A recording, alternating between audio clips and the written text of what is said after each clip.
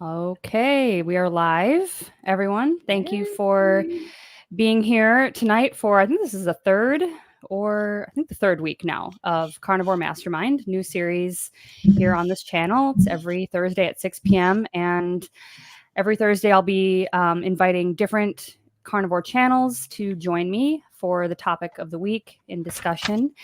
And I also ask for your input in the poll of the week. So the point of this is to kind of get lots of different opinions, comments, and questions related to one subject per week, and then we can all give our input, and with the goal of getting as much information and nuance out there as possible, so we can help the most people feel their best on this way of eating. So we all have kind of different backgrounds, different reasons why we came to carnivore or ketovore, low carb.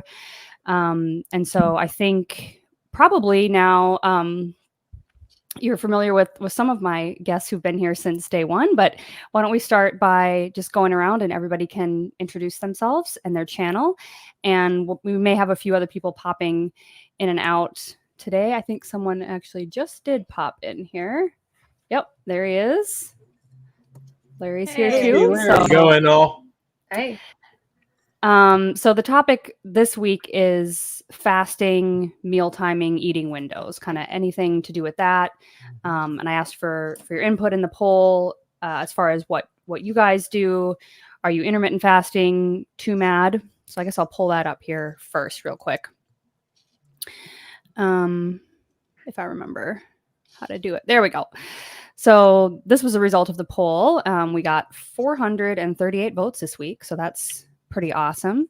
Yeah. And we had a pretty close, almost a tie here between 39% saying that it's different all the time. Yes, honey. Sorry. You just kind of eat when you're hungry, and 36% coming in a close second with like a two meal a day intermittent fasting. Sorry, we've got a little bumper here on the side, the sideshow here. And then third place was 14% with 1 meal a day, or OMAD. And then the fourth option was, or the fourth place was 8% with 3 meals a day. So typically no structured intermittent fasting. And then other, you could leave a comment. We got lots of interesting comments as well. So we could go through some of those, but let's go around the circle and get all of your comments and feedback. So introduce yourself in your channel, and then what do you think about fasting? What's your eating window like? And has it changed since you started versus now? Anything you'd like to discuss there? So we'll start with Ellie. Okay, sure. Hi, my name is Ellie. If we haven't met before, I have a 3.5-year-old daughter and a 1.5-year-old son. I'm married, and we're pursuing like the meat-based carnivore lifestyle together. And I'm sharing my carnivore journey through overcoming obesity, mental health issues, and I just want to be your friend and share all the wonderful benefits that I've found on all with keto but currently the carnivore diet. And I'm really simple. I usually eat when I'm hungry, but it ends up being 3 meals a day because I talked about this on a previous episode. I did a lot of calorie restriction in my previous lifestyle, which was not a lifestyle at all. It was like, being a hot mess, basically, the standard American diet. And now I feel like I can eat until I'm full. And so I thought the poll was really interesting that the one I voted for was 3 square meals was actually quite low. I was thinking that maybe people would eat more, considering like this is more of like a non-restrictive kind of way of eating. Even though the types of food is smaller, I feel like we eat more because we feel fulfilled. And and I made a really bad joke on there. I was like, why is it called 3 square meals a day if it's when food is usually on a round plate? I didn't get any answers for that one. So I know why. Oh, you do? Tell me. The square meals? Yeah, why is it called a square meal? It's back before the food pyramid, we ate square meals. And the square meals was equal portions of meat, carbohydrates, grains, and dessert or whatever. I forget the other one was, but basically your plate should be a square. So it's just it was a little healthier because it wasn't low fat, but I mean it's just a gimmick to help people try to eat all the foods they need to eat. I guess that the government says, because the government's so trustworthy, we can trust with everything. Yeah. That they just should tell us what to eat, and we should just follow their lead. I mean, that's Well, proven now science. yeah, exactly. I'm a little smarter now. Thank you, Larry. And yeah, I'm just old. That's why I know. So I appreciate that. And yeah, I've done fasting previously. When I first stepped into the scene on the ketogenic lifestyle, that was back in like 2018. I found keto and I was like tracking everything still. And I did 16-8. And I did that for quite a while. I think the longest fast I had was like, I mean, it's nothing compared to Brett, but I think it was like 20 hours. And I usually feel pretty crummy on a fast, you know. So that's about it for me. Cool. We'll go to Robin next. Hi, you guys. Robin Heron.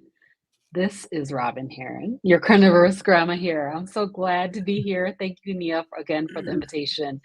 I really love this forum to be able to talk about different topics and get different viewpoints on all these different concerns, issues, you know, ways that we are living these days. For me, on my channel, I am focusing a lot on having conversations with physicians and other practitioners, as well as a lot of interviews with everyday carnivores or ketovores or ketoers, you know, because I'm really focused on getting the word out about the proper human diet. And I really feel a gap, especially in the African American and people of color community, where there's not a lot of people of color talking about carnivore. So that's why I kind of have my channel is, and I really feel like what I know about in my community is that we focus a lot on what our doctors say. We trust what they say and what they tell us. And so that is why I'm really, really keen on talking with people who have authority to speak. So, this weekend I am going to be interviewing Dr. Chafee. He's going to be the 5th doctor that I will have interviewed. So I'm super excited to meet him and talk to him and pick his brain. So regarding fasting, so I've been a faster for quite some time. Actually, we do spiritual fasting in my church, and we have been doing that. I've been doing that for 30 years. So at least once a year, we will do used to do like a 40-day intermittent fast, but now we're down to 21 days of intermittent fasting. And by that, I mean, we're fasting from like midnight till 12 or 3 o'clock in the afternoon. Some people go to 6. I usually try to do a full fast at the beginning of the year. So this year, I think I did 5 days, but I've done up to 7 or 10 days in the past. So I kind of have been into intermittent fasting for quite some time. I actually read a lot about this. I read Dr. Jason Fung's book several years back, The Ultimate Guide to Fasting. I actually started out with the obesity code, which talked a little bit about fasting, but then I was like so intrigued by the whole fasting piece that I really read his book, The Ultimate Guide to Fasting, which was so good and explained all the mechanism of fasting and why fasting is not starving and things like that. So I do fast from time to time. I do full fast from time to time. And then on a daily basis, though, I'm doing like 2 meals a day, typically. I'm like Ellie, I eat when I'm hungry. And that typically means that I'm eating like 2 times a day. Very little snacking, although I do find myself snacking on occasion. And when I do snack, it's on something like pork rinds or something like that.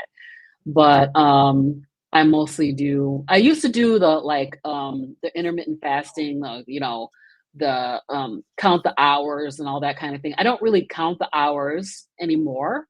I just, when I feel hungry, so now this is really different from the way I used to be about food, right? Because I would wake up in the morning with that obsessing over the food. What am I going to eat? What are we going to have? How many times am I going to eat? Do I need to go to the store? On and on and on. I'm doing the crazy circle because yes, it felt crazy.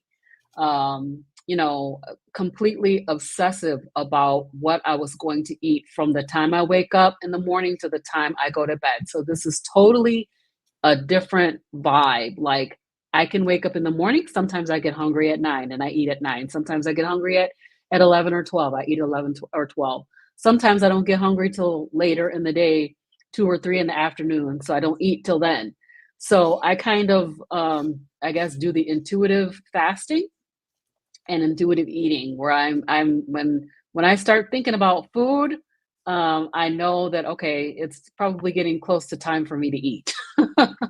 And, so in the morning time, I'm not thinking about what am I going to eat? What am I going to have for lunch? What am I going to have for dinner? So unless I'm preparing something for my channel, then I'm like thoughtful about, okay, what am I going to make? What do the people want to see? And getting ready for that. But the whole fasting thing it's really good. I was talking with Dr. Kiltz a couple of months ago, and Dr. Kiltz really said to me that we need to give our gut a rest. And you're not really fasting until your gut is empty, and it takes like a couple of days for that to happen. So what we're calling intermittent fasting, Dr. Kiltz would not call that fasting at all. He says that, when you're fasting, your gut should be resting. So that's my philosophy. I just eat when I'm hungry, and I don't eat if I'm not hungry, and I'm loving life this way. Thank you. That's awesome. Thank you. All right, let's go to Christy next. Hey everybody, I'm Christy. My channel is Meeting Wellness, and I do some similar things to Robin. I interview a lot of people about their stories, and I also do a weekly live stream with Ellie up there in the center top row. It's called Lioness Lifestyle Live. It's every single Tuesday, where we focus on meat-based eating and women's health specifically. And so that's been something that I really look forward to every single week. And then I do some recipes and some things like that as well. Most recently, my son has joined me in this meat-based way of eating. So I've done some things with that, the kind of food that I'm making for him, and how he is doing, which is really exciting, really exciting. He's just, it's a night and day difference. Anyways, as far as fasting goes, so I started keto last year in February, and very quickly got into all the channels, hearing about Dr. Fung and fasting, and how supposedly that there's all these benefits from fasting. And so I gave it a try. I did a couple of fasts, 24 hours, 36 hours during that time, and similar to Ellie, I just never felt great. I felt kind of weak, kind of shaky, headachy. I made it because it's like, if I decide I'm going to do something, I do it, but it was misery the whole time. Pretty much. And then recently with Robin, when Robin did her fast at the beginning of the year, I was like, all right, Robin, I've never done 48. Let's try 48. And I did the 48, but it was all the things I just said. So I would say on a regular basis, I do kind of like an intermittent fast. I was very similar to Robin. Again, I used to count the hours, like I would put it on the app or something. So I'd be timing, and after 16 or 18 or whatever it was going to be, I would time it. Now it's not so much that I just eat when I'm a teacher. So when I get home from school, which is, fairly early in the day. So about 3:30 is when I eat for the last time.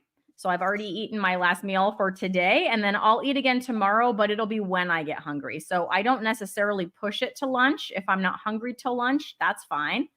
If I feel hungry in the morning before school, or sometimes I'll even eat at recess, which is about 9:40 or so. So it really just depends on when I get hungry, and then I'll generally eat two meals. So one in the morning or lunchtime, and then one when I get home from school. But that's because that's when I'm hungry. I'm not against fasting. I think if people enjoy it, do well with, I wish I could do well with it, because I do believe those benefits, like the autophagy, the mitophagy, which I'm sure we'll be getting into, I think those are real things. But I've also listened to doctors like Dr. Bright talking about, especially with women, with our hormones and our thyroid, and if those things are not in check, then sometimes fasting can be way too stressful. Like on our adrenals and things like that. And I think maybe that's where I am. I say maybe because I probably should get some testing done to see if that's where I am on my hormones and thyroid. But I'm thinking that's maybe why, I struggle with it. So that's where I stand currently. Awesome. Thank you. All right. Scooting over to Brett. Who's your car? Yeah. Hey, everybody. My name's Brett. Who's your carnivore? That's the name of my YouTube channel. I'm from Indianapolis, Indiana. I just had my 1-year carniversary. 1 year doing carnivore. So been enjoying it. It's been a great year, and I feel really good. Haven't achieved all the weight loss that I want to do, but this is a marathon, not a sprint. So I'm okay with it. I feel good. I think my body's configuring, slimming down, because I went back before my 1 year and I looked at some of my videos from when I first started the channel, and I can definitely tell I look different now than I did back in August. So pretty happy with that. So as far as fasting goes for me, I do 2 meals a day. Have done it most of my carnivore journey. There's been a few times where I'll do 1 meal a day for a few weeks, and then I'll go back to 2. I'll try to change it up. I fast fairly often, anywhere from 2 to 3 or 4 days. Maybe every couple of months I'll do something like that. But at the first of the year, yeah, I did do a 12-day fast from January 1st. And it was mostly pleasant. The first couple of days were rough with hunger pains, but ended up going 12 days. And I got videos about it if you want to check, if anybody's interested in going back and seeing how I did for that. But I'm a big fan of fasting. I'm a fan of Jason Fung, also known as the Funkster, on his channel. And I love, like Christy said, all the benefits that you get with autophagy and mitophagy, cell regeneration, human growth hormone, all those things that just massively increase while you're fasting. So there are, quite a few benefits. If you can do it, Christy said, she had a tough time going, more than a day or so before she started feeling bad. So, fasting, I found that fasting is like a muscle. The more you do it and the longer you go, the longer you can go the next time. So I looked at this poll and I was kind of surprised that there weren't more two meals a day people, because it seems like everyone you hear from in the carniverse, that we all end up going to like a 1 or 2 meal per day regimen. So, but I generally do like an 18-6. So I'll eat, like today I had my lunch around 11, and then 11 or 12, and then when I got home I made dinner and finished eating about 6:30. before the live started here. So about 18 hours fasting, 6 hours eating in the eating window, but I only eat twice in the eating window. But the 3 squares and the just eat when I'm hungry, I'm wondering if that's people kind of following Dr. Berry's advice, just eat when you're hungry, eat till you're full, and then just wait until you're hungry again. So I don't know if the eat until you're hungry, if those people are actually eating twice a day or once a day, but I get why they would do that. Do we know what some of the others were on the leave comment? I didn't see the leave comment ones. Sorry, I was muted. Yeah, there were a variety of responses in the comments. I would say, yeah, a lot of it is people saying like well, here we have one, OMAD the last 6 years, OMAD carnivore since January 1st, fasting several times in the last few months from 48 to 96 hours. But I feel like a lot of people really were leaning on that intuitive thing. It's like, I might do OMAD. Escape the Matrix said OMAD, 2MAD depends on how I feel. Yeah. Somebody said alternate day fasting, probably eating in 8 hours. So quite a variety, actually. Yeah. And the intuitive eating thing, I totally get that. That's just following your hunger cues. If your body's hungry, then feed it. If you're not truly hungry, then don't eat and just wait until you're actually hungry. So, but I think a lot of our schedules and jobs and things has a big effect on when we can eat. I mean, I can't just drop everything at work and just eat a full meal when I'm hungry. Sometimes I have to wait. So, that's where carnivore really gives us all a superpower.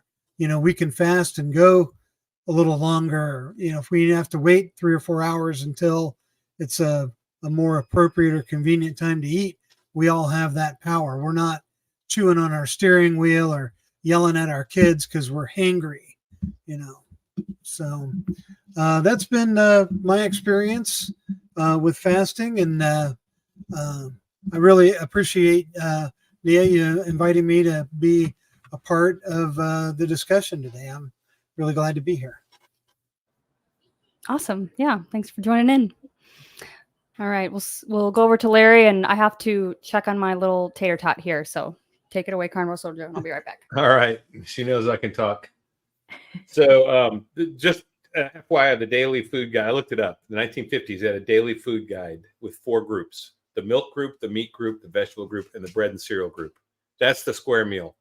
And I'll get to fasting in a second, but it was interesting. I saw the 1940s, World War II, and this is right from the government recommendations. It said that they recommend that families make fats go further by storing fat left over from frying and saving drippings from cooked meats to help add flavor to foods and give meals staying power. Yeah. So this is like a government recommendation to do what we do, right? Or people think we're crazy. It's like, listen, I'm just following what the government said back in World War II. That's all I'm doing. Tallow, bacon grease. Yeah, exactly. They recommend using it to make meals, to add flavor and make meals and more nutrition. I mean, they knew back then. So we're being scrappy. That's great. Yeah, it's pretty cool. But so fasting. So I fasted before I found this way of eating. Before and I'm on my 1 year carniversary too. Tomorrow will be my 1 year, and I've lost over 50 pounds. Changed my whole body dimensions. I'm in the gym, lifting like I was in college and feeling great. And my goal has changed from losing weight and healing, because I'm all healed up pretty much and lost weight, to getting in the best shape of my life by the time I'm 60. That's my goal. I'm 57. I'll be 58 May 4th. So my whole goal is just to be in better shape at 60 than I was at 20, which I can do. So my fasting thing. So I started out, I've done intermittent fasting. I've fasted while on the standard American diet. I've done alternate day fasting. So I've done all kinds of different fasting in different conditions. My observations are this. One, it's easier to fast once you're carnivore, because we're already on a fasting mimicking diet. So when you want to reintroduce fasting, it's a little easier than it is when you're on standard, because standard, you do get hangry. You get like major carb crashes.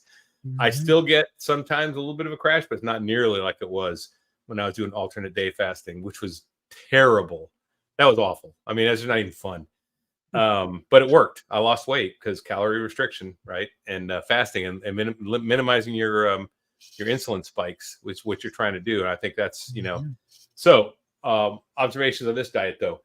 I think people are not typing in OMAD or 2MAD and using that eating intuitively thing, because sometimes it is OMAD, sometimes it is 2MAD, sometimes it's 3MAD. That's why I am. When I'm in the gym, like today, I've eaten a dozen eggs. I split them up in 2 different shakes. I made one in the morning. I made one just now, and I had a bowl of some brisket chili. And so that was my meals today. And so it was 2MAD technically, but yesterday was 3MAD. So what would I tick off? I'm not going to tick off 2MAD. I'm just not going to make a construct. I'm going to listen to my body. And if I'm working out in the gym, that day I'm going to eat more, I guarantee you, than on a day where I'm more sedentary or just taking a walk. And, on the weekend, if I'm not doing yard work or I'm just taking Duke out for a walk here. Here's my dog, Duke. If we're just going for a walk, good boy, Duke. If we're just going for a walk and not doing too much stuff, I don't have to fast. I won't eat as much either. So, I mean, I don't call it fasting. It's just not eating. I think you are right, Robin. I think Dr. Kiltz is right. Fasting is really something that happens after 24 hours, I think. And a 24-hour fast is super easy. I do that every now and then. All you do is you go to bed at 7 p.m. after eating, and then you don't eat till the next day at 7 p.m. So you wait till the next dinner and eat, and then you've done a 24-hour fast. So there you go. That's all you got to do. It's super easy.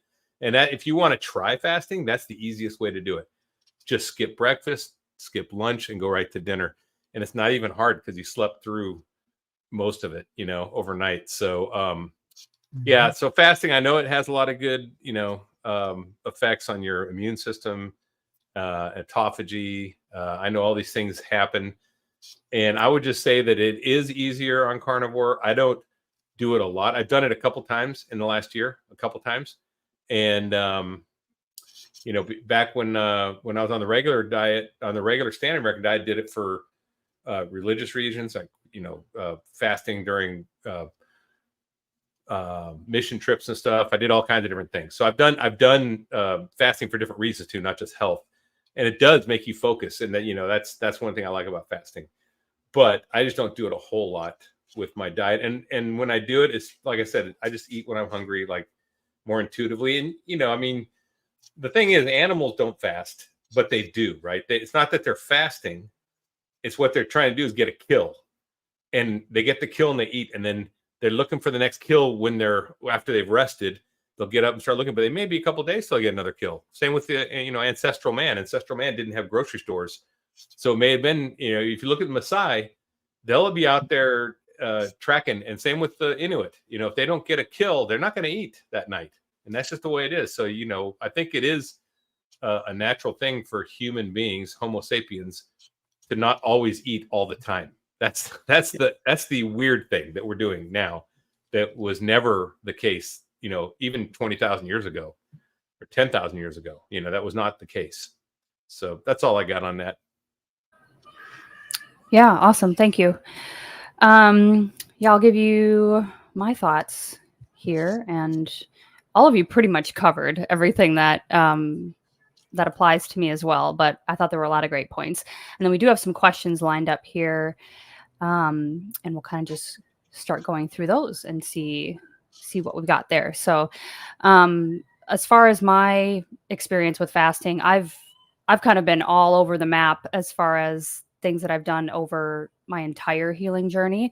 But this round on carnivore, I really decided to not intentionally fast from the beginning because of my history of just with dealing with gut issues and everything. Sometimes I would just not be able to eat because it was so uncomfortable or so painful that and I needed to go to work. And so I wouldn't even be able to think about doing that because it would allow me to not be able to function in a lot of circumstances. And so that was something that really harmed my relationship with food and turned it into this restrictive and binging type of thing.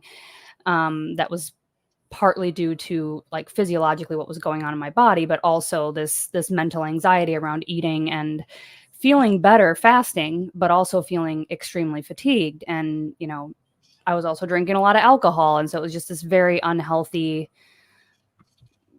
cycle that was going on. And so when I started again this time, I thought, okay, mentally, I need to kind of come up with a strategy that's going to allow me to be successful this time. Because, over fasting or being very, what's the word? Like, not intentional, but just,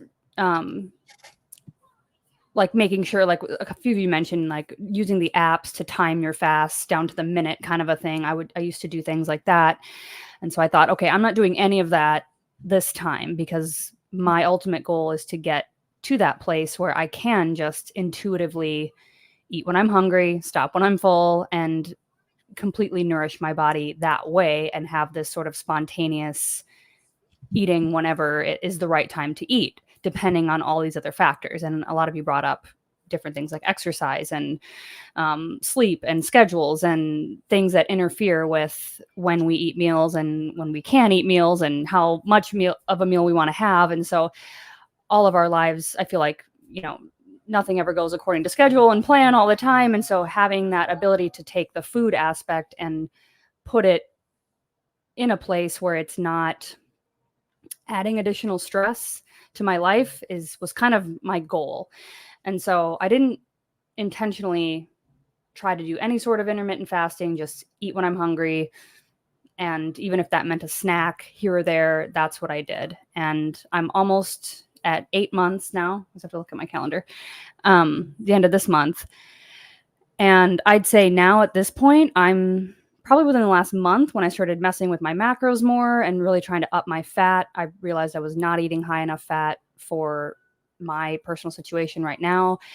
I've noticed that I have fallen into more of a too mad type of situation, but it's not the same times every day. Like a lot of times I wasn't eating breakfast for the longest time. And now sometimes I feel like when I wake up, I'm like, I want a meal, a relatively large meal in the morning. And then like yesterday I ate at 10 a.m. and I think it was after your stream, Larry, that I ate my second meal, like right before bed, which was just not anything that I normally do, like that far spaced apart. And then today I didn't eat till about 1 o'clock. And then I just had a small meal before I came on with you guys. So it's like, it's just completely kind of different every day. But I'd say on average for me right now, it's 2 solid meals and then perhaps like a third smaller / snack.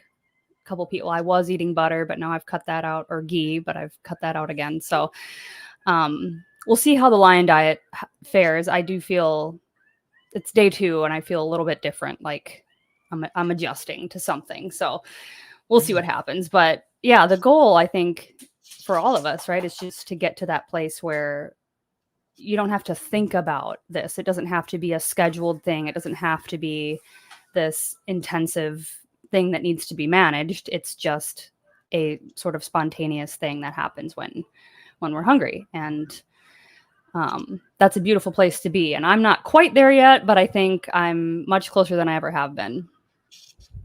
So, okay. Well, thanks everybody for sharing your thoughts. I think this is great. It really shows that there's, no matter where you're at in your journey or where you're coming from, there's kind of a strategy that could be applied. And so it's cool to hear everybody's different takes on it. Let's grab some questions from our audience today. Nikita says, my weight loss has stalled over a month. I don't think I'm eating enough fat. Roughly how many tablespoons of butter do you guys eat with each meal? Maybe perhaps we could extend that out to fat in general if you're not eating butter, but you want to go around the circle. Ellie, we'll start with you. As much as I can eat. No, honestly, I sometimes feel like I'm cooking and then I'm eating and then I'm like, where did and I'm feeding the whole family, I'm just making a joke, but it's like, where did 2/3 of the stick of butter go? I feel like butter is always, it's a plenty in the house, but also runs out quickly.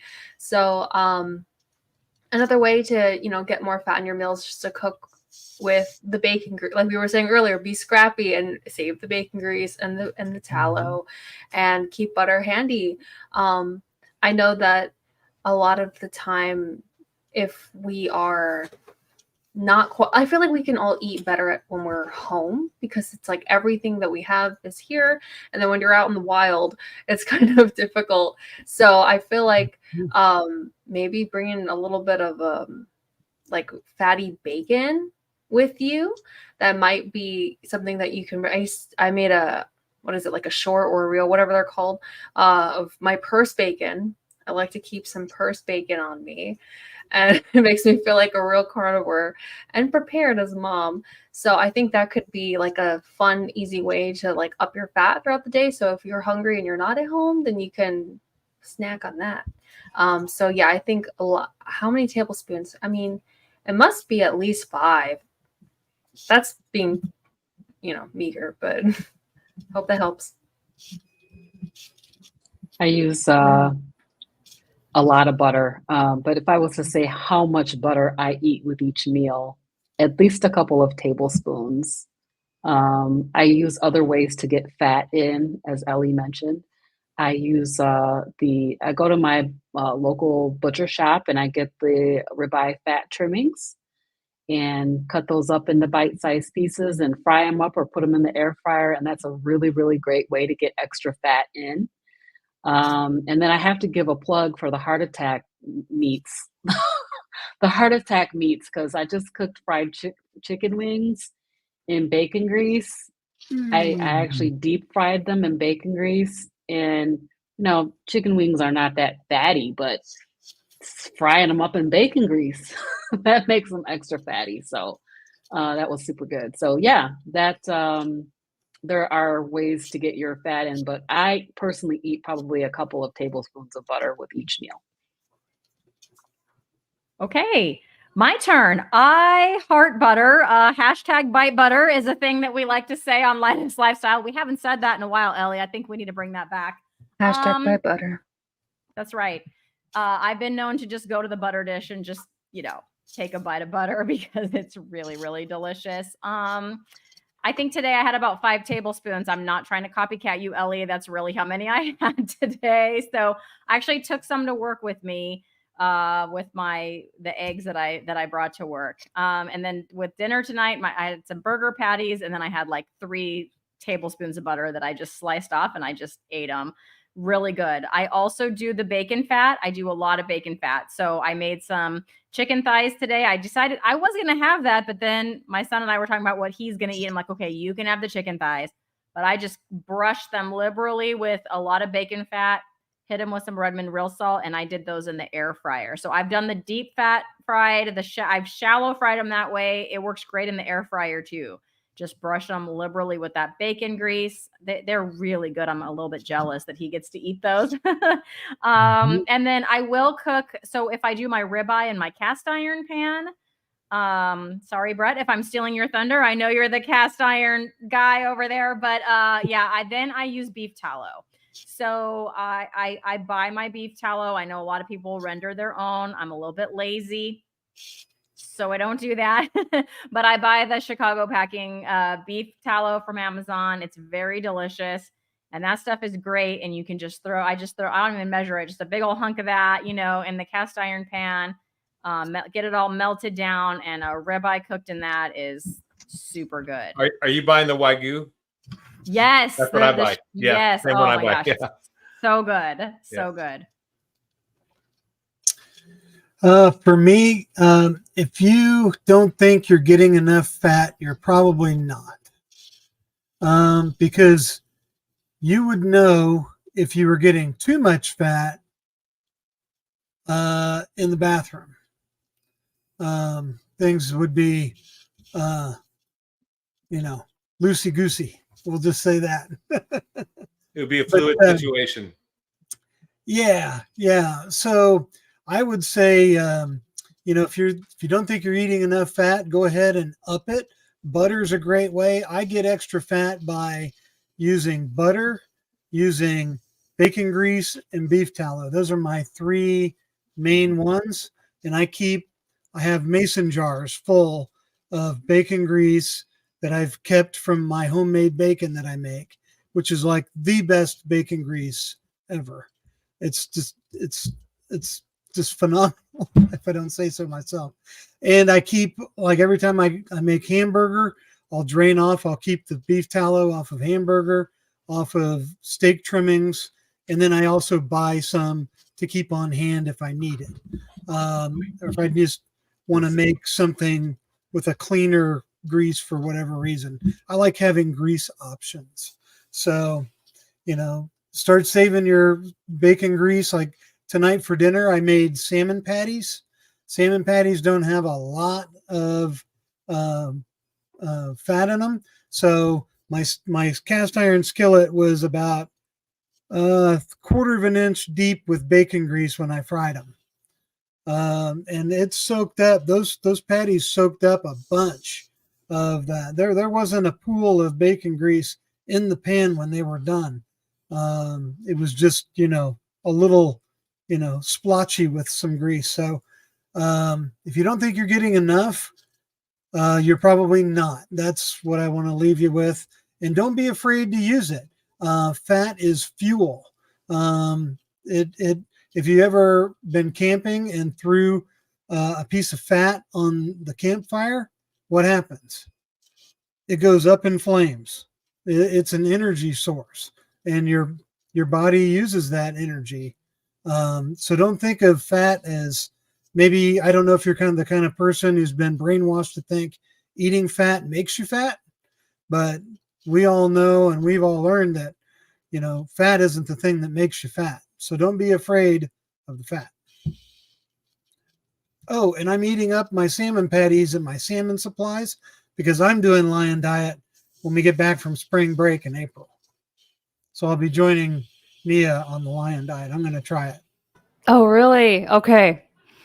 Cool. Yeah, I'm shooting a meal prep video right now, or I finished shooting it today. Because like I'm prepared and that's the only way I'm gonna be able to jump into this. So yeah, that'll be coming up soon. All right, Larry. Yeah, so I eat tons of fat and I'm a butter snob because I do eat butter straight. I slice butter off all the time and eat it.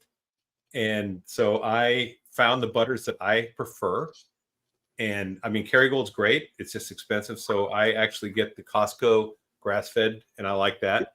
And I'll eat a lot of it. I mean, I'll get one of those boxes of Costco grass-fed, and it'll be gone at the end of the week. So I'll eat four of those big fat sticks, like the Kerrygold side, in a week, either cooking or eating. So I eat quite a bit of butter, and I've lost a ton of weight. And the other thing is, we don't know much about where you're at either. So you said you plateaued, but are you 60 days into carnivore? Are you a year into carnivore? Where are you at? Are you eating dairy? That's the thing I cut out. I went Lion, and actually cutting dairy out was the big thing, I think, where I did lose weight. So it may not be your fat intake. It may be that you're eating dairy or you have sweetener still in your diet. So there's other things to look at too. If you're doing a pure, you know, really good, clean carnivore diet with no dairy or just dairy as a condiment on your meat, and then you can look at your fat. But adding fat is not going to hurt you. Like, you know, like what we just said here, you can have a fluid situation if you eat too much fat, but you know, it's not going to hurt you. So you can add fat at any time, and it'll make you more satiated. You won't be as hungry. You probably won't eat as many big meals. That's what I do. So when I do snack, sometimes I'll just go shave off a slice of butter in the fridge and come back and do something, you know, answer some emails. I work from home, so that's the thing. I work from home, so I have every opportunity to eat poorly, and no one would catch me, right? But it's just so easy to eat the right way on this diet, especially if you are eating a lot of fats. You don't have to cheat. And then, I mean, I just recommend that, yeah, you can add fat, but make sure you look at where you're at in your journey and get the whole picture, because we don't have that here. So what we're saying is, if everything is being done right and you're not eating dairy and you're not eating sweeteners, then you might want to add fat. And a lot of people don't have enough fat in their diet. That's true. That's a fact, especially in carnivore, because carnivore is not a low calorie diet. It's not a high protein diet. It's a high fat diet. The protein's the same. Whether you're doing a standard American diet, a keto diet, or a carnivore diet, it should be the same amount of protein pretty much. What changes is going from carbohydrates and sweeteners to no sweeteners and fats. And everything else should be pretty much the same. So that does change what kind of foods you eat. But so you usually do need a lot of fat in your diet.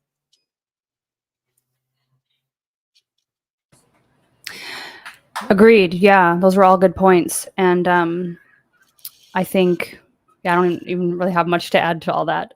You guys covered it. I'd We love do to have say a few- something. Oh yeah, go Just ahead. real quick. If you're in a weight loss stall, I've been there. I've kind of been there for a while, honestly. And I am a big proponent of the non-scale victory. So how are your clothes feeling? How's your skin doing? Are you being regular in the toilet, like Brett was alluding to? How's your energy? Like all of those things, those are benefits that stack upon each other. And yeah, it's not the number on the scale that, we're so accustomed to, like, we're like wired to think that that means success in recompositioning our body. But I could say that I've not lost weight in like, I don't know, 4 months or so, and like my pants are looser and my skin is clearer. And I mean, I have 2 kids and I watch my friends' kids, so energy is not always there, but I'd say energy is pretty good in general. So I just want to give you that some internet love and just say that just look at some of the wonderful things that are happening to you, because I'm sure that you're feeling much better than probably how you were before. I agree with that. And I just want to kind of add on to that, because I know for myself, I'm so used to being on a diet. Even after I've been a carnivore for a year, the mentality is, that I should be losing a lot of weight, because I've gone on many diets, forced my weight down through a variety of different diets over the course of the years. And so my expectation is to lose weight quickly, because that's what diets do, right? But carnivore is different. It's not a diet. It is a healing protocol.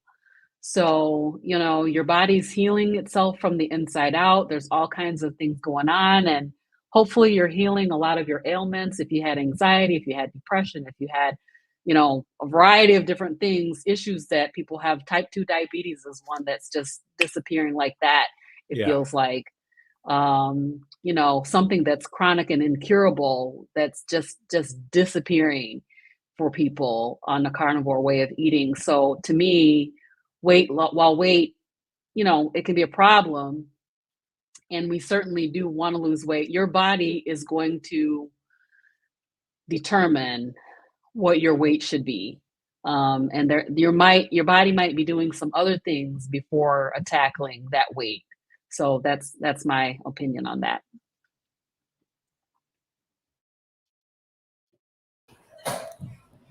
Yeah, I think it's Okay, really thanks. Yeah. I think it's really weight optimization, not weight loss. Because really your body's going to optimize to whatever weight it's supposed to be at. And that's why a lot of people seem to go back to like when they were their college or high school weight. I see a lot of people do that once they get really into this and their body starts healing, and then they get to their weight. It just seems to go to that, because that's kind of what your weight was before you started introducing all these poisons en masse, and before your body started freaking out. And once your body can get normalized and not freak out, it can just like heal up and get to its optimal. Just, I think of when I was a kid, I knew all the neighbors on my street. I knew all the parents, and none of them were fat, like obese. There were some that were out of shape, but none of mine, I don't know about you guys, but none of my friends' parents were like really. There was one fat lady. We called her the fat lady. I mean, she was the fat lady, but there was like one on the block. And now it's like everywhere, like on my block here, every household has someone that's obese in it, at least one. And it's not natural. And I think when we get back to eating a natural diet, we get natural bodies like we used to. And I used to be a lifeguard at the pool in the neighborhood, and there weren't a lot of fat people or kids there. There's a couple, but not like, almost everyone was just thin. They were people that are out of shape, but they were thin. They weren't big out of shape. They were not inflamed out of shape. They were just like, you know, just not toned. And I think that's the normal thing. So we got to get back to that. And weight is not, yeah, I agree. Scale's like the worst indicator. It's non-scale victories are huge. It's just springboarding off what Larry just said. If you eat the right stuff, you will allow your body to return to its natural state. Because we all have DNA, we all have chromosomes. You know, our bodies have a natural, you know, design outcome for when we grow from children to adults. We're supposed to genetically look a certain way. And if you feed your body wrong, you end up looking, you know, like me when I started overweight, where if you eat the right things, your body will eventually return to what it's supposed to be. I think there's some truth to that. Mm-hmm. Yep, I think there's more and more examples of that every day. Yeah, I didn't even really have to exercise to start my body transitioning back, especially those of us that are older. When I didn't join a gym till December of this last year, end of December. So I did almost all my weight loss and body transition, including putting muscle on, just walking and running a few times. And that was it. And never lifting weights. So you're right, man. I think our body just does transition back. Mm-hmm. We've got several questions here. I know like this hour is already almost up. This goes so fast. And we have a couple super chats that I want to get to as well. So Esther's question is, she fell off the wagon for a day. Would it be beneficial to fast after some carbs, or will it be better to get some carnivore days in before a fast? I would say right off the top of my head, what's that? I was going to say, I'll vote. My vote is for the carnivore days. Mm-hmm. To me, it's hard to fast after you've been on carbs. Really hard. But that's my opinion. I was about to agree with you. I think in the past, I would have said fast, you know, and punish myself for doing, you know, eating the wrong thing or eating off plan. And that never worked mentally or usually physically. It would end up like I would just have another binge or have something else come in and feel worse. So I would say just get right back on the wagon. Your next meal, you know, make it whatever you were used to, a carnivore meal. And then, you know, if you're comfortable, if whatever your eating window is, and if that is like a 16-8 or even a 20-4 or something like that, you may want to go back to that. But yeah, I would say get right back on with carnivore. I'd say the first thing you need to do is to forgive yourself. So don't worry about if you're going to fast or whatever. Just tomorrow's a new day. Today is gone. Forgive yourself and just get back on it and just get back to plan. And definitely don't fast if you view fasting as a punishment. You know, This lifestyle, this way of eating isn't a punishment. It's a reward. You know, we're eating the best food there is to eat for humans to eat. So it's not a punishment. But if you view fasting as punishing yourself, then don't fast. Yeah. If you think it's going to help you, then go for it. But I would just get back on the horse tomorrow and let today go. And then the other thing I would do, I have a video, I talk about this, failing with the purpose, is go back, journal or analyze what you were feeling before you failed. Like what introduced this? Were you tempted? Did you not prepare before you went to a party? Were you pressured by people when you went to dinner and they prepared a meal for you? What things triggered it? What sent you down that path? And then figure out going forward, okay, in the future, I'm going to do this to prevent that, or I'm going to be prepared and try to, you know, fail with a purpose. Since it is a failure, it's no big deal. It happens. You fall off, but just try to learn from it and use it as a lesson going forward. We do it in the Army. We call it an after action review. After every mission, we talk about 3 things that went well, 3 things that didn't go well, you know, 3 things we want to change. And just, it's just a little self-reflection it's a good exercise, and you need to get in the habit of it because you're going to fail at different things in life daily, and it's just a good way to improve yourself going forward. So this is not a punishment, but it should be a time to reflect and say, okay, something caused it, right? Because you didn't intend to quit. You didn't plan on quitting. It wasn't a cheat day, I hope, because I hate that. That's not right. But if it wasn't a cheat day, then you should definitely reflect on what caused it. If it was a cheat day, then the reflection should be don't schedule cheat days, because there are none in carnivore. That's not the way it works. Right. Yep. Agreed. Eat Meat, Heal for Life dropped a super chat, so thank you very much. And their question is, I'm 16 days into cold turkey carnivore and oxalate removal. In addition, I've eliminated gluten, sugar, artificial sweeteners, and alcohol. Having major itching issues, mostly at night. Oxalate dumping, anyone? Yes. I would say 100%. I think Yeah, I am probably. definitely dealing with that. Still 8 months in my journey with skin issues. It can take a long time to get the oxalates out. This stuff is like buried deep within your cells, and those fat cells that are being released and opened up. All these toxic chemicals that we've been eating are coming out, and the oxalates are coming out too. So it can take a long time. I've heard of people having oxalate dumping for years, actually. Me too. Can you speed it up? Is exercise a viable way or something to change? I'm just curious. I don't know. I don't have it. I'm not sure about speeding it up, but if it becomes so uncomfortable, you can slow it down by drinking a little bit of tea or something like that. That's what I heard. Certain teas. Mhm. Yes. Yeah, so you can slow it down if it's becoming unbearable. I've heard some in other live streams I've had mention certain binders that may help eliminate, and that's probably more from like a heavy metal or other toxic, other toxins in the body. But Yeah. I feel like sometimes it's hard to tell, at least from my experience, like, is this oxalate specifically, or is this just everything else in my liver that's being purged out? So whether it is that specifically or not, I think, the best resource, I think we all know of Sally K. Norton.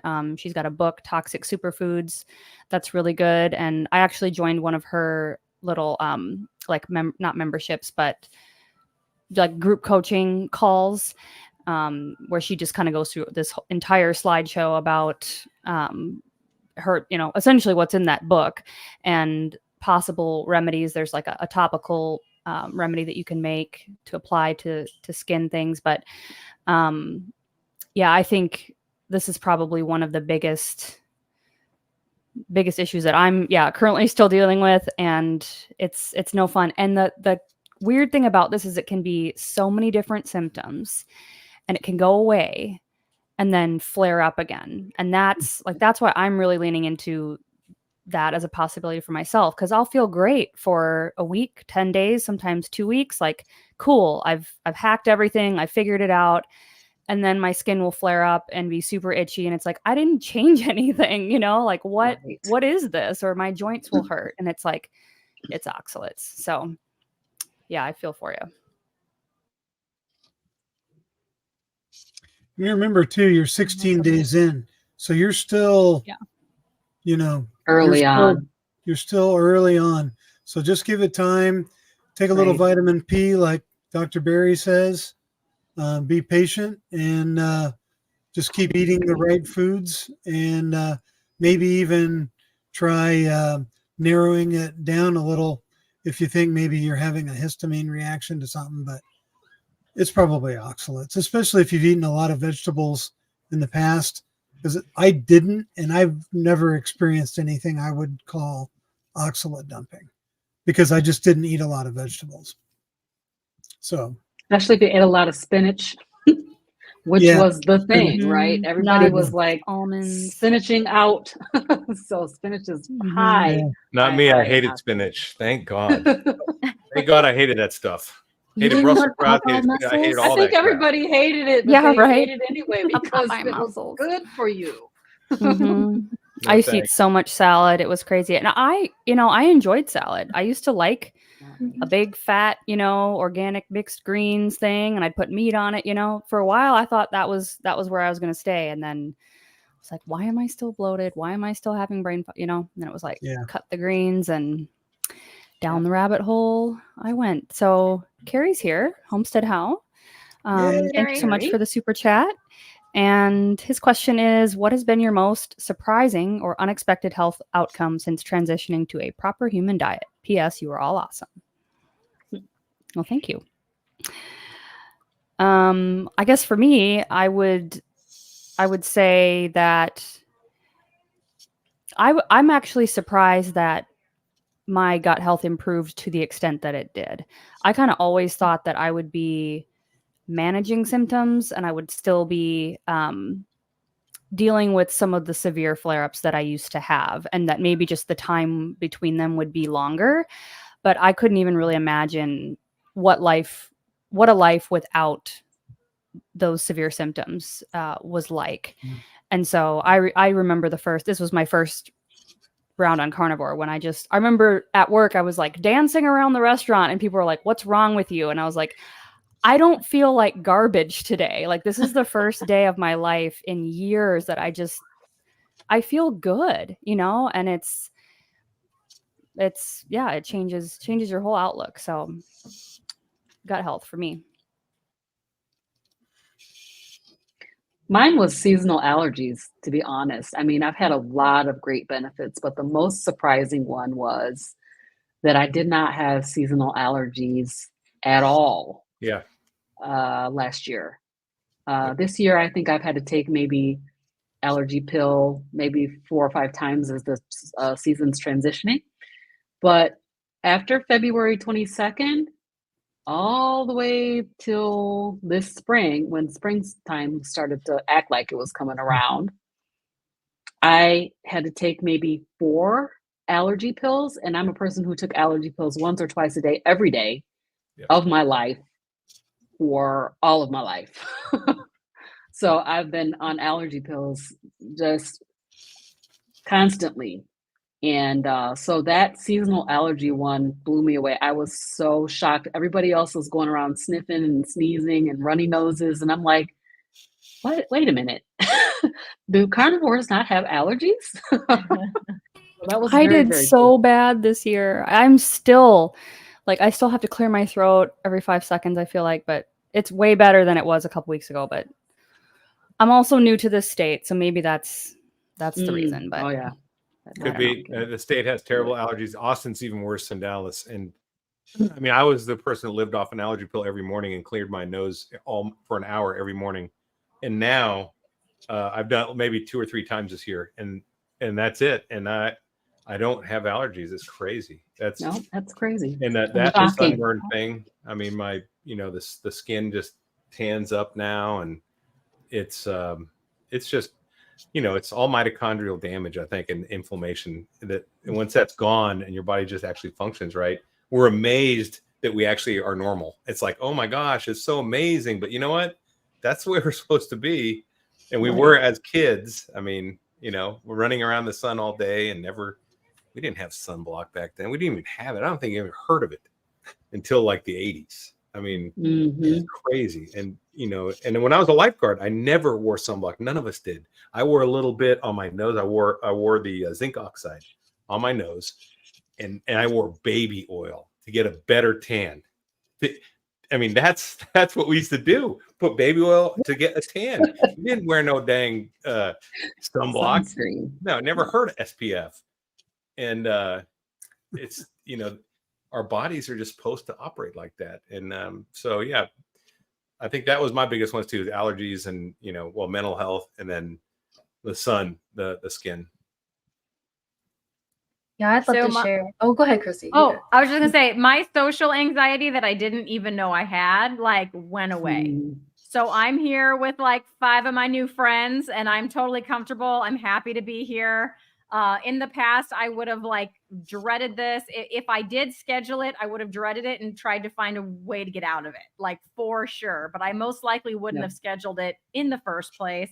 It was so bad, I wouldn't even want to go for a walk, because I would think, oh, people are looking at me. She's walking weird. is she looking ugly today? Is she looking fat today? Like I was constantly obsessed about what other people were supposedly thinking about me when I was out in the world. So I just didn't want to be with people, but I just thought, oh, I'm just like an introvert. Well, that's not the definition of introvert. So I'm still an introvert. I do, you know, after this, I'm going to go enjoy some quiet time on the couch. But right now I'm enjoying myself talking with all of you, and I don't feel anxious. I'm not worried about, you know, do they not like my sweater? Does my hair, you know, whatever. Like, I'm just not worried about any of that. I'm just enjoying the conversation. And I didn't even know that anything was wrong or out of balance or out of place until it went away. And then I was like, wait, what? Like, I want to go to an amusement park with my kid. Who even am I right now? You know, that was the first time I noticed it, because yeah, I might have gone out of guilt and like hated every minute of it. But I went and I was like, had a fun day and I was excited to go. That was the first time I really noticed it. So that was surprising, because I didn't even know that, you know, anything was necessarily out of place until it got better. That was so beautiful, Christy, and your sweater's so cute. Don't ever doubt it. One of my students said, I like your outfit today. It's sophisticated. That's what he said to me. I'm like, all right, sophisticated. Extra credit. No. I know, right? Listen to that vocabulary. You must have a good teacher. Sophisticated. Okay. You're always so funny, Christy. I love you. I'd say like the most unexpected benefit for me was something I never even like realized that I was doing. I feel like a lot of you guys might think I'm like a warm and fuzzy little like koala or something, or well, koalas are scary. I don't know, like a little cat or something. Like, oh, she's so sweet, whatever. But there are times when I'm like very perfectionistic and I'm very harsh on myself, and I'm very particular about how things are going around, but I'm extremely lazy, and then I get frustrated, and so I have this issue that's like they're counter. I don't know. Well, anyway, that's not my point. But the thing is that I'm able to now recognize these chips on my shoulders or triggers that I have or things that are making me upset. I'm finally able to go like take a step back and be like, oh my gosh, I'm doing that thing again, or I'm hurting someone around me, or I could say this better, or there's something like this habit that I have that I need to work on. And it doesn't make me feel like I don't like break down as often. It's really nice to say, like, you know, I used to, I'm a stay-at-home mom now, but when I used to work, I used to have so much like panic. It was definitely like fight or flight mode. Sometimes I rode with it and I was like, yeah, I'm charming and I'm great. I'm doing accents and it's awesome.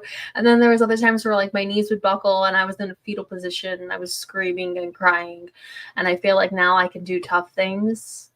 And I feel like now I have like a little bit of an identity. That was because I used to hide a lot in my life, and now I feel like it's like, I don't know, people want to hear what I have to say, even though I don't know as much as others, but all I can do is share my story and share my heart and the ups and the downs. And I have to say that just changing your diet, I can't believe it, but it was exactly what I needed to become me, like becoming Ellie, like being able to like come out of my shell. And it's just been an honor. And happy 1 year, Carrie. Thank you. You really, I don't even know if you're still watching, but you really changed my life with our interview together. I'm crying with our interview together. Oh my gosh, she's gonna make us all cry. No. Why? Got that. No, I'm gonna stop that. Everything's fine. I might get sweaty eyeballs, but I won't cry. Oh my gosh. Sweaty Well, eyeball. he really did. He like with his 30-day update, he was like, remember your pain, start a YouTube channel, you can do this. And it was after I had like fallen off the wagon or whatever they say the first time I did carnivore, and now I'm like, you know, almost a year, and just so many wonderful things have changed. So thank you. And that's it, I'm done. Oh my gosh, that's so awesome. Carrie changed so a lot good. of lives. So far, he's already changed so many lives. Mhm. And I'm definitely one of the people that he encouraged me to start my YouTube channel. I don't know if everybody on here, but Carrie was like, you need to start a YouTube channel, Robin. He didn't say Robin, but that's what I heard him say. Start your YouTube channel. Tell your story. And so many lives are changing because of just him. You know, I saw him climbing up on his pergola, and I was like, this dude is crazy. Mhm. I'm gonna have to watch him and see what he's, what is he up to? And definitely life changing. He's definitely a connector. His 30-day videos kind of what got me thinking about starting my channel. So, Yeah. but I guess the unexpected thing for me would be how it has improved my eyesight. I went in a few months ago for my yearly eye exam, and the eye doctor was like, those are the best looking 54-year-old eyes I've seen in a long time. And I've always had great eyesight. I've been blessed with perfect eyesight my whole life. And at 54, I still have perfect eyesight. And I could tell a few years back, I was having trouble seeing distances and, focusing as quickly as I used to. And now it's like, it's just back to the way it was. So that, and I'm able to self-recognize when I'm feeling a certain something like a sugar craving, or I'm better at feeling out situations. I don't know. It's kind of hard to explain, but I know when I'm being triggered, and I have a greater self-awareness to those things that used to derail me. And now I'm like, oh, okay. That must mean I'm thirsty, or I'm hungry, or I'm bored and I'm getting this stupid hungry feeling, but I'm not really hungry. I can kind of self-diagnose what I'm feeling better than I ever could. So Amazing. That's awesome. Yeah, I think Did everybody get to? I think the biggest surprise I had is that I could lose weight like I did at such a rapid pace without ever being hungry. Not once that I was hungry, I didn't eat. I used to think that hunger pains meant that that's what it feels like to lose weight. So when I get hunger pains, I'm like, okay, this is what it feels like. I'm doing the work, right? Because I know I'm losing weight because I'm hungry. And in this diet, I was never hungry, that I didn't just go eat. And I lost weight like magically melting. And that blew me away. That's like so weird. It's so counterintuitive, right? It is. I mean, we spend our lives doing the opposite. So when you go into opposite world, you chase that rabbit down the hole, like and that's when you find out. So Awesome. Did everyone get to share? We get to everybody? Okay. Well, I know it's past the hour, and I don't want to keep anyone longer than they can stay. So now's your chance to get out. Otherwise, you're stuck here for another couple questions. I'm in the middle of grinding dog food. I got 80 pounds of food for Duke, which is about a month, and I've got 30 pounds left to grind. So I got to go finish grinding it and then put it in the freezer, do my meal prep for my dog, my carnivore dog. So thanks, guys. I appreciate it, and it's been fun. Nia. Yeah, thank you. Yeah, bye. Great to talk to you again, Larry. Yeah, bye. Okay, so we have a few other questions if y'all are, or wait, were you going to say something, Brett? No, I was just saying Larry's a solid dude. He's talking to him. Yeah. Okay, so our next question is from Darth Carnivore. He says, if anyone on the panel does extended fast, what sort of planning helps you get through it, or what sort of things or triggers do you avoid to make it easier? I don't do any extended fast at this moment, so I have nothing. I'm going to go first because I know Brett is the king of fasting over here. True story, Robin. True story. So I do an extended fast once a year at least. This year I did 5 days. And the really most amazing thing was priming. I had never heard of priming before. So I would go into these extended fasts. It would be really, really hard for the first 2 or 3 days. And then, you know, if you're doing just a 3-day fast, just by the time you get over the whole hump, then the fast is over. But priming, so, and that is, I increased my eating up to at least 3 meals a day and eating until I was stuffed. I know they do a lot with eggs, you know, eating a lot of eggs, and stuff like that. So, but I did it kind of intuitively, I guess I'd say, because I know the Steak and Butter Gang does a whole priming protocol. But I was like, I'm just going to increase my meals up to 3 meals a day and eat until I'm stuffed at each meal. And I did not get hungry during my fast. It took days for me to get hungry during the fast. Now, I mean, usually after 24 hours, I'm like, okay, it's time to eat. You know, I'm hungry, but it took days for me to get hungry. So I highly recommend to do some sort of a priming protocol for a week or so before you're going into an extended fast. Yeah, I would totally agree with that. When I did my 12-day fast at the beginning of the year, I did a couple weeks worth of priming. And I didn't prime like eating 3 dozen eggs a day, but I went like what you said, Robin, I went to 3 meals a day and just ate until I was full. And I probably should have done it longer than I did to prepare for the length of fast.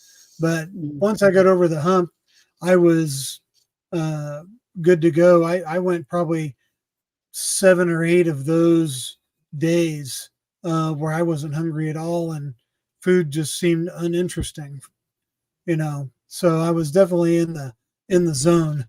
But for someone who's thinking about trying an extended fast, I would just work your way up to it. You know, if you've never done one, do a 36 hour. You know, you should at least go to bed one time without eating to get the real experience. And then, you know, go a few weeks and then try doing 2 or 3 days and then go, you know, a few more weeks and then do 4 days and then just kind of work your way up and just go by how you feel and stay on top of your electrolytes. That's really all you got to do.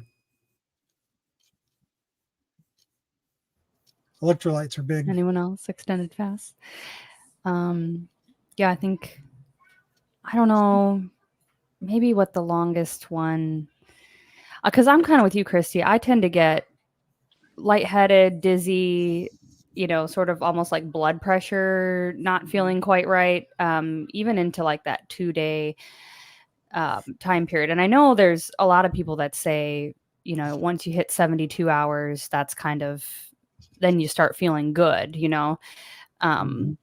But I can't seem to quite get there yet. So yeah, I used to try to push it and I just felt miserable. And so I'd love to do one eventually, because we haven't really touched on, well, we've sort of touched on this topic, but the idea of autophagy and that break that your body gets to, you know, remove damaged proteins, repair things, and just get the junk out. And that's, I think Larry was talking about this too. I mean, that's the most ancestrally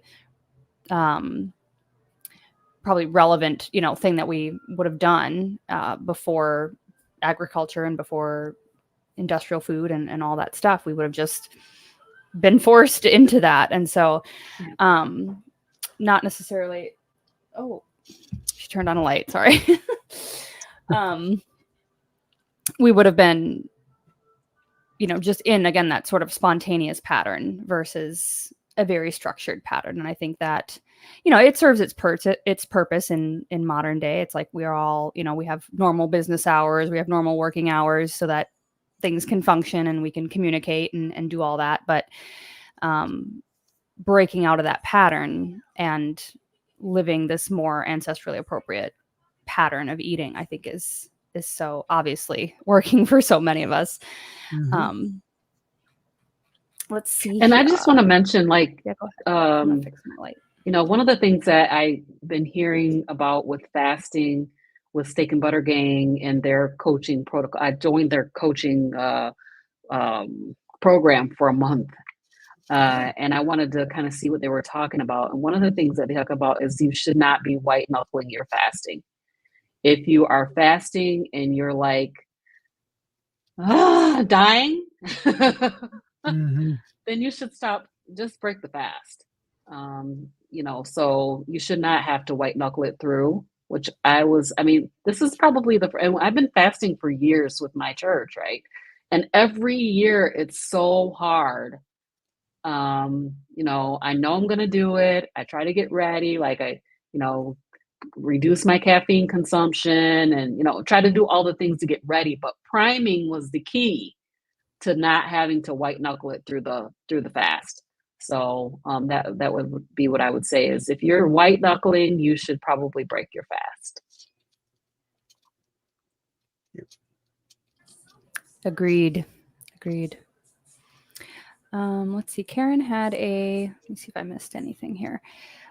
I thought this was something we could maybe get into. I mean, we've kind of touched on this a little bit, but Karen says she's got conflicting views on fasting for women. I seem to get headaches, or she seems to get headaches when she goes too far without eating.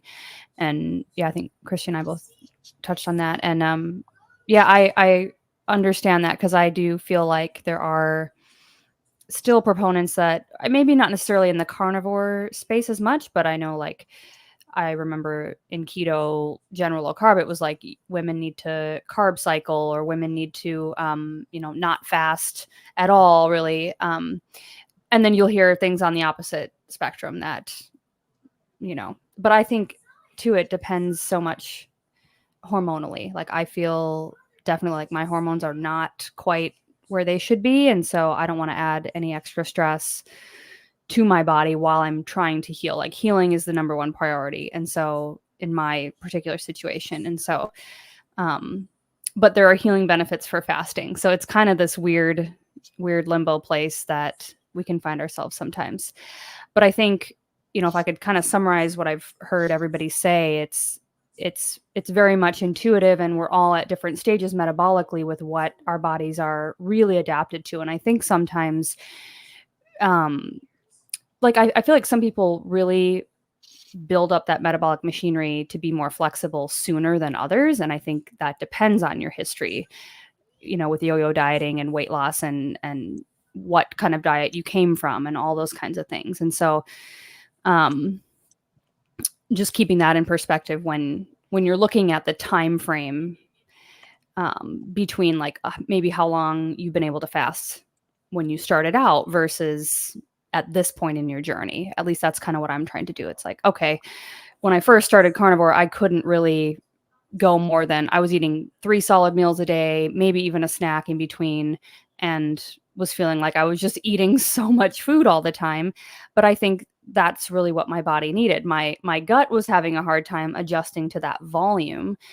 But, it took me, and I have updates every 30 days up until I think February on my channel. And I talk about all that where it's like, I'm trying to prime, I'm trying to just put everything in, but I really had this desire to just take a break and let my gut process all of this and slowly build up the fat content again. And so it's just this experimental process, right? Which is kind of the hard answer to give because we all have sort of a unique situation. But I agree. Sometimes information can be conflicting, but at the end of the day, you best.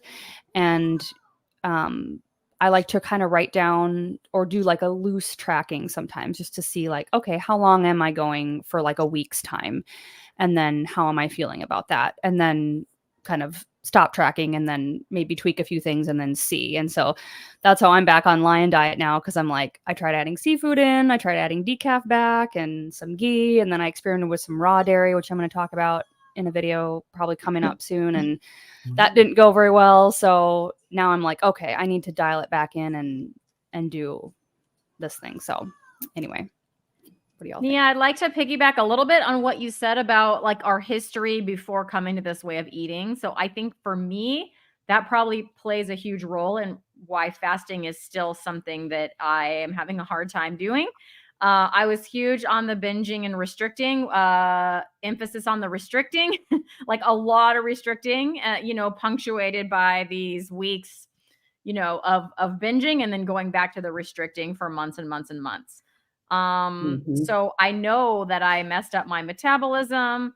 my hormones, all my hunger signals, all that stuff is all screwy because I did that for 30 years. I don't know, 35 years, a long dang time, you know, basically being on a diet my whole life. But I mean, extreme restriction.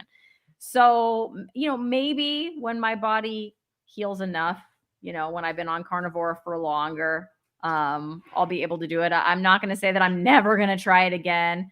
I don't think I'll do 48 hours again. I think I will have to build up to that one, Robin.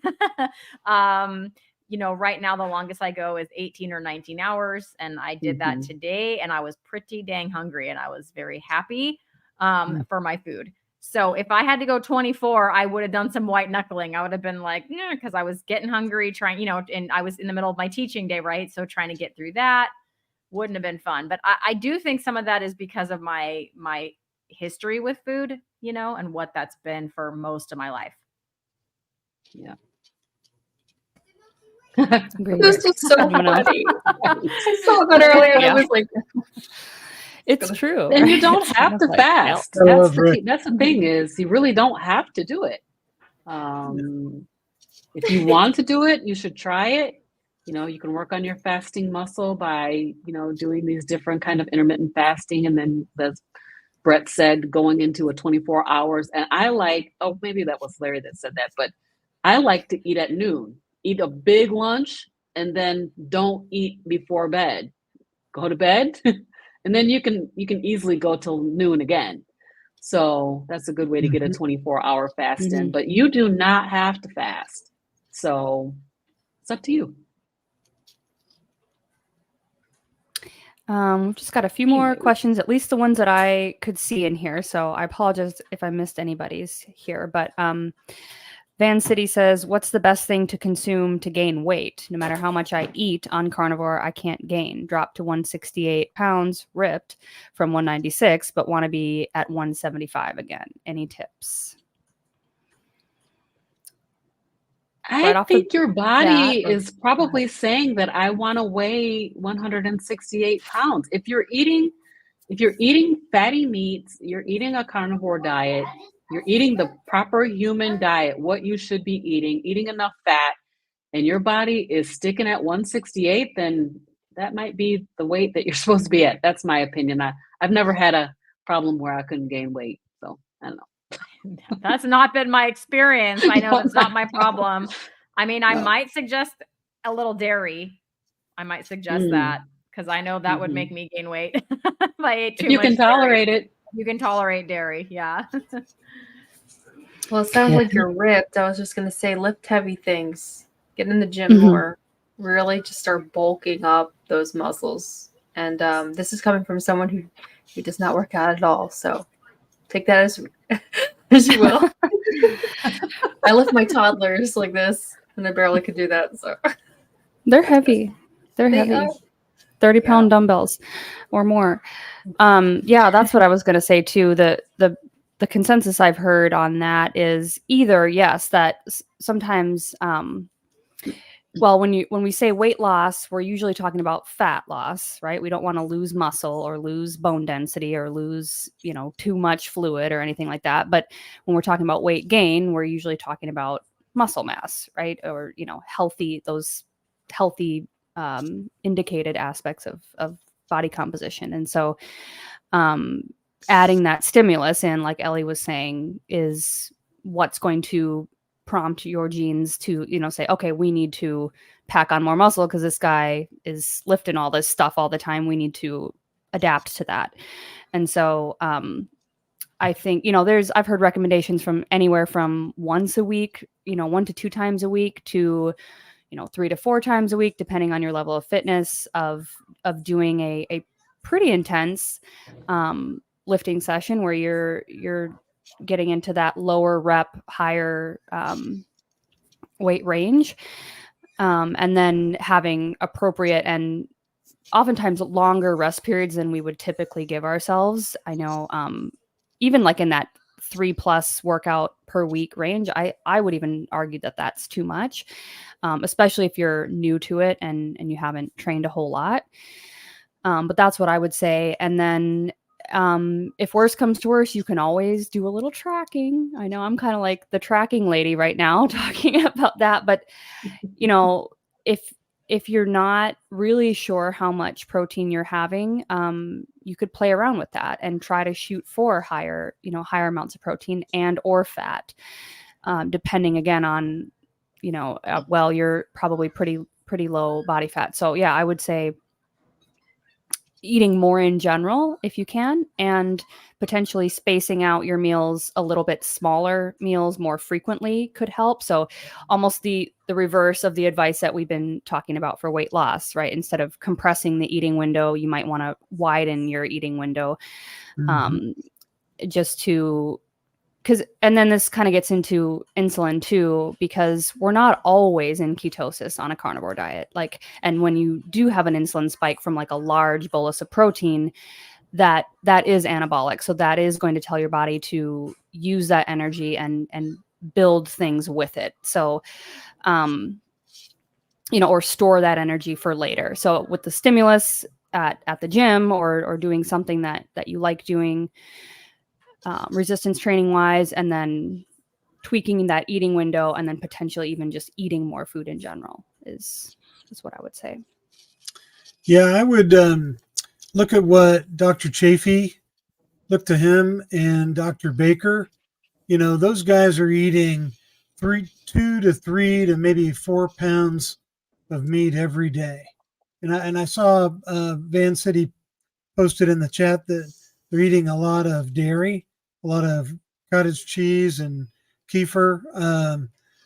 I would probably lose the dairy and up the beef.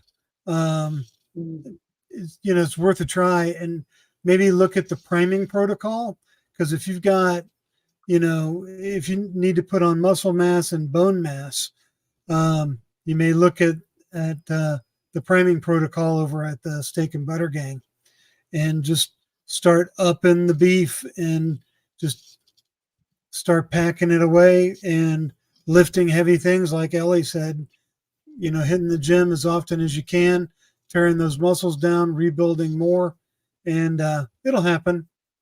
Probably take a little vitamin P too, a little patience, but and just keep working at it. It sounds like you're doing amazing already. And you're just trying to kind of get into the right zone where you want to be. But if you do the right things, your body will be the way it should be. So yeah, that's what I'd go check out Dr. Chafee and Dr. Baker.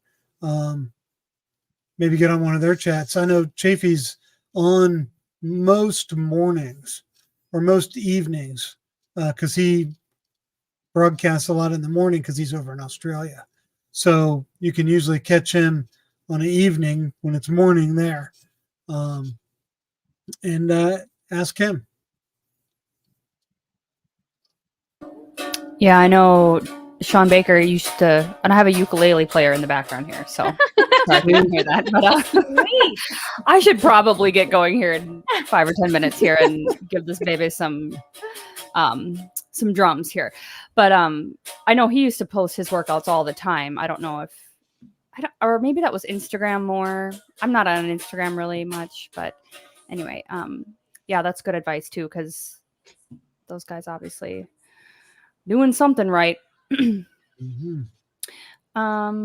well, I had 2 more quick little questions here. I think we kind of covered one with sauna speeding up the oxalate dumping thing, but if anybody had a comment on that, we could throw that in. I don't know if that I'm not sure about that one. would help. I know there are benefits to sauna in general, but as it relates to oxalate dumping, I wouldn't know.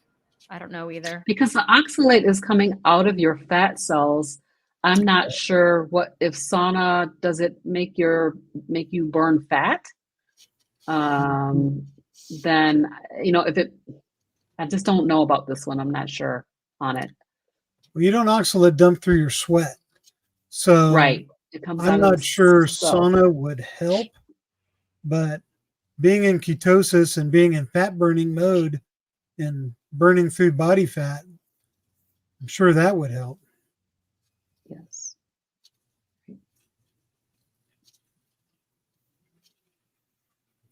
stevia? Oh, I was muted. Sorry. Thoughts on stevia? Well, this was the last question that I saw come by. So I'll say think- that I was listening to Dr. Chafee probably about 6 months ago.